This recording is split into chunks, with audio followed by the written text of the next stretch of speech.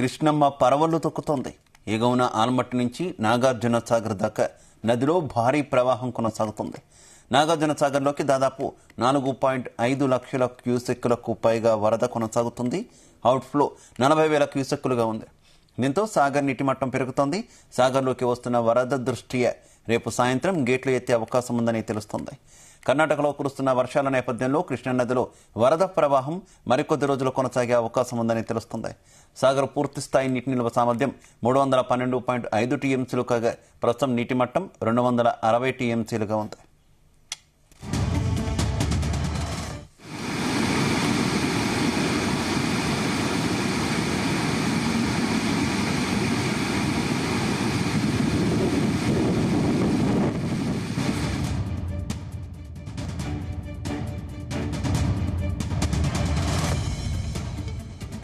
కృష్ణమ్మ జలకళకు సంబంధించి మరింత సమాచారం మా కరెస్పాండెంట్ జానయ్య అందిస్తారు. జానయ్య, నాగార్జున సాగర్ కు వరద మాత్రం ఇంకా పోటెత్తుందని చెప్పవచ్చు. గత వారం రోజులుగా నాగార్జున సాగర్ ప్రాజెక్టుకు 50,000 క్యూసెక్ల నుంచి మొదలైనటువంటి ఇన్ఫ్లో ప్రస్తుతం 5 లక్షల వరకు కూడా ఇన్ఫ్లో వస్తుండటంతో నాగార్జున సాగర్ ప్రాజెక్టు నిండేందుకు చేరువవుతుందని చెప్పవచ్చు. ఎందుకంటే ఇప్పటి వరకు ఎగువ ప్రాంతాలకు సంబంధించి కృష్ణా పరివాహంలో ఉన్నటువంటి ఎగువ ప్రాంతంలో ఉన్నటువంటి ప్రాజెక్టులన్నీ కూడా ఇప్పటికే నిండుకుండలా మారడంతో ప్రాజెక్టుల నుంచి నీటి విడుదల కొనసాగుతుంది. ఆల్మట్టి, నారాయణపూర్, అలాగే జూరాల, శ్రీశైలం వరకు కూడా భారీగా ఇన్ఫ్లో వస్తుండటంతో అదే స్థాయిలో ఆ ప్రాజెక్టులు పూర్తిగా నిండడంతో అదే స్థాయిలో ఆ ప్రాజెక్టుల నుంచి కూడా దిగువకు నీటిని విడుదల చేస్తున్నారు. దీంతో నాగార్జున సాగర్ ప్రాజెక్టుకు ఈ రోజు అంటే ఉదయం 6 గంటలకు వచ్చినటువంటి సమాచారాన్ని బట్టి ఇప్పటి వరకు నాగార్జున సాగర్ ప్రాజెక్టుకు 4,58,000 క్యూసెక్కులు వరద ప్రవాహం వస్తుంది. అవుట్ఫ్లో మాత్రం 40,000 క్యూసెక్లకు పైగా అవుట్ఫ్లో విడుదల చేస్తున్నారు. అయితే మొత్తం నాగార్జున సాగర్ ప్రాజెక్టుకు సంబంధించి 590 అడుగులకు గాను ప్రస్తుతం 571.40 అడుగులకు నీటి మట్టం చేరుకోవడం జరిగింది. నీటి నిల్వ సామర్థ్యాన్ని పరిశీలిస్తే 312 టీఎంసీల నీటి నిల్వకు గాను ప్రస్తుతం 260 టీఎంసీలకు చేరుకోవడం జరిగింది.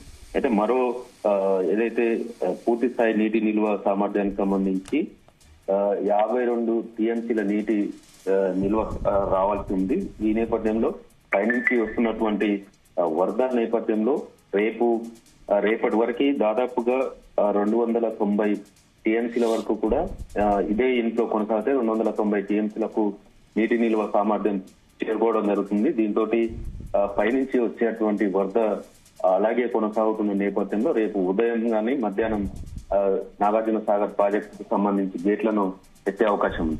అయితే పైనుంచి వస్తున్నటువంటి ఇన్ఫ్లో తోటి నాగార్జున సాగర్ ప్రాజెక్టు 2 తెలుగు రాష్ట్రాలకు ప్రధానిగా ఉన్నటువంటి నాగార్జున సాగర్ ప్రాజెక్టు నుంచి కుడి కాలువ ద్వారా విద్యుత్ ఉత్పాదన చేస్తూ కుడి కాలువకు కూడా నీటిని విడుదల చేస్తున్నారు. ఇటు ఎడమ కాలువకు సంబంధించి కూడా నీటి విడుదల చేయడం జరుగుతుంది. ఈ ఎడమ కాలువకు సంబంధించి సాగుకు నీటి విడుదలను 2 రోజుల క్రితం తెలంగాణ మంత్రులు కూడా విడుదల చేయడం జరిగింది. మొత్తం ఏదైతే ఎడమ కాలువకు సంబంధించి 4,034 క్యూసెక్కులు, అలాగే కుడి కాలువ ద్వారా 6,182 క్యూసెక్కులను విడుదల చేస్తున్నారు. ప్రధాన జల విద్యుత్ ఉత్పాదన ద్వారా కూడా 28,224 క్యూసెక్లను విడుదల చేయడం జరిగింది. అయితే త్రాగునీటి అవసరాలకు సంబంధించి ఇటు హైదరాబాద్ కావచ్చు, ఇటు ఉమ్మడి నల్గొండ జిల్లాకు సంబంధించి కూడా ఎస్ఎల్బిసి ఏఎంఆర్పి ప్రాజెక్టు ద్వారా 800 క్యూసెక్లను విడుదల చేస్తున్నారు. దీంతో నల్గొండ నియోజకవర్గానికి సంబంధించినటువంటి ఏఎంఆర్పి కాల్వ ద్వారా వస్తున్నటువంటి నీటితోటి ఇక్కడ నిన్న మంత్రి కోమటిరెడ్డి వెంకటరెడ్డి కూడా D37 కెనాల్ ని సాగునీటి కోసం విడుదల చేయడం జరిగింది. ఈ కాలువలతో పాటు వరద కాలువకు సంబంధించి కూడా నాగార్జున సాగర్ ప్రాజెక్టు నుంచి ఇటు దేవరకొండ, అలాగే నల్గొండ, నాగార్జున సాగర్ ఈ 3 నియోజకవర్గాలకు సంబంధించి ఈ వరద కాలువ ఉంటుంది. ఈ వరద కాలువ ద్వారా చెరువులు నింపుకోవడానికి, అలాగే భూగర్భ జలాలు పెంచేందుకు ఈ వరద కాలువ ఉపయోగపడుతున్న నేపథ్యంలో వరద కాలువ కూడా నీటిని విడుదల చేయడం జరిగింది.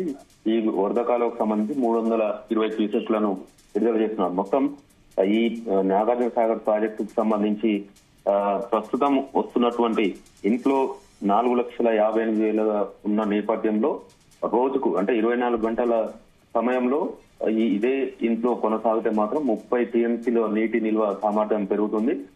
మొత్తం నీటి నిల్వ సామర్థ్యం ఎక్కువగా వస్తున్న నేపథ్యంలో రేపటి వరకు పూర్తి స్థాయికి చేరుకునే అవకాశం చేరువలోకి వస్తున్న నేపథ్యంలో ఇంట్లో అలాగే కొనసాగుతుంది. కాబట్టి అధికారులు కూడా గేట్లు వెచ్చేందుకు నిర్ణయించడం జరిగింది. రేపు మధ్యాహ్నం వరకు 35 టీఎంసీల వరకు నీటి ప్రవాహం వస్తున్న నేపథ్యంలో మరో 15 టీఎంసీలకే అవసరం అంటే ప్రాజెక్టు నిండడానికి అవసరం ఉన్న నేపథ్యంలో వరద కొనసాగుతుంది. కాబట్టి డ్యామ్ సేఫ్టీ నిమిత్త దానికోసం ప్రవాహాన్ని అలాగే కిందికి వదిలే ఏర్పాట్లు అయితే చేస్తున్నారు. మొత్తానికి నాగార్జున సాగర్ ప్రాజెక్టు ఈసారి మాత్రం ముందుగానే ఆగస్టు 2వ వారంలో వరద ప్రవాహం కొనసాగే అవకాశం ఉండేది ఎప్పుడైనా. కానీ ఈసారి జూలై చివరి వారం నుంచే నాగార్జున సాగర్ ప్రాజెక్టుకు వరద వస్తున్న నేపథ్యంలో సాగర్ ప్రాజెక్టుకు సంబంధించి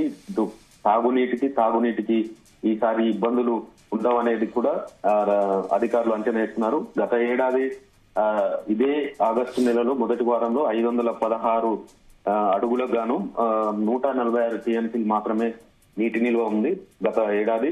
దీంతో కేవలం తాగునీటి అవసరాల కోసం ఇటు ఏపీకి కావచ్చు, ఇటు ఉమ్మడి నల్గొండ జిల్లా, ఖమ్మం జిల్లాలకు సంబంధించి తాగునీటి అవసరాల కోసమే గత ఏడాది ఈ నీటిని వినియోగించుకోవడం జరిగింది. కానీ ఈసారి అంటే ఎగువ ప్రాంతం కర్ణాటక రాష్ట్రంలో కురుస్తున్నటువంటి భారీ వర్షాల నేపథ్యంలో గత 15 రోజులుగా కృష్ణా బేసిన్ కి సంబంధించి వరద కొనసాగుతున్న నేపథ్యంగా నాగార్జున సాగర్ ప్రాజెక్టుకి గత వారం రోజుల నుంచి వరద వస్తుంది. దీంతో డెడ్ స్టోరేజ్ నుండి ఇప్పుడు నిండుగా ప్రాజెక్టు చేరువవడంతో సాగునీటి కష్టాలు మాత్రం తీరుతాయనేది మాత్రం అధికారులు అంచనా వేస్తున్నారు. ఈ కుడి ఎడమ కాలువకు సంబంధించి కూడా పూర్తి స్థాయిలో 2 కాలువలకు సంబంధించి సాగునీటిని విడుదల చేసేంత టీఎంసీల నీరు ఇంకా ఎన్ని రోజులు ఈ వరద ప్రవాహం కంటిన్యూ అవకాశం ఉంది? దాదాపుగా కృష్ణా బేసిన్ లో ఉన్నటువంటి మేజర్ ప్రాజెక్టులన్నీ కూడా నిండిపోయినటువంటి సిచ్యువేషన్ కదా. ఈ వరద ఎగువ ప్రాంతాల్లో కురుస్తున్న, ముఖ్యంగా మహారాష్ట్ర, కర్ణాటకలో కురుస్తున్న ఈ వర్షాలు ఇంకా ఎన్ని రోజులు కంటిన్యూ అవకాశం ఉంది?